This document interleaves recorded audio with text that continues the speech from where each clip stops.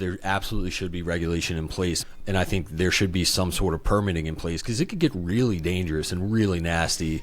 Maybe the home it's not up to code. Like, you're letting a third party into your home, and there needs to be some sort of regulation into that. Every city needs different things, and we have seen, unfortunately, in very big cities like New York, that if you don't have any regulations, it can get really wild. Right. And I'm not blaming, it's not Airbnb's fault.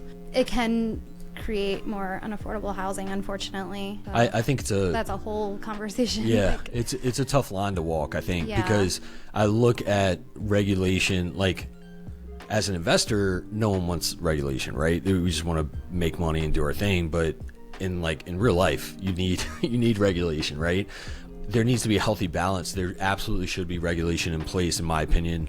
And I think there should be some sort of permitting in place because it could get really dangerous and really nasty if you're letting people into your home with all these things. That's maybe the home it's not up to code. There's all these, health and safety hazards. Like, you're letting a third party into your home, and there needs to be some sort of regulation into that, I think. Yeah. One thing that I would love to see and maybe be a part of one day is having a training for new hosts. Like, a lot of these people that put their spaces on Airbnb haven't been in the hospitality industry before. They've never done something like this.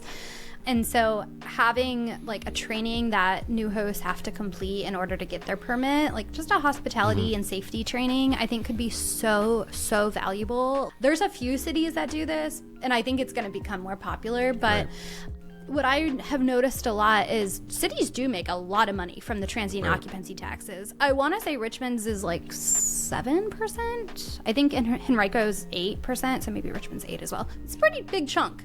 So they are making a lot of money off of that. Right. And what I've noticed, not just with Richmond, with a lot of other cities, is that a lot of that money does go to enforcement or who knows what else. Like, I actually don't know where the money goes in a lot of these situations, but I think there's such an opportunity to put a little bit of that back into like training hosts and creating, they're essentially ambassadors of the city, like they are telling people where to go to these local businesses. They're helping the city thrive.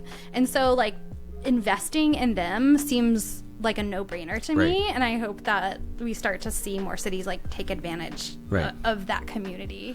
And you essentially do that. You just aren't doing it on behalf of the city, right?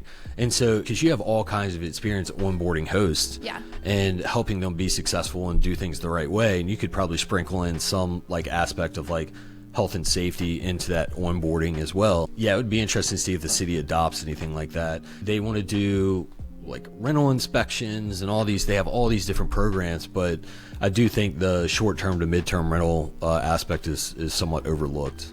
Yeah, I think it is overlooked, and it's just such a valuable part of the community that could really be taken advantage of more, like, in collaboration with the city or at the tourism boards.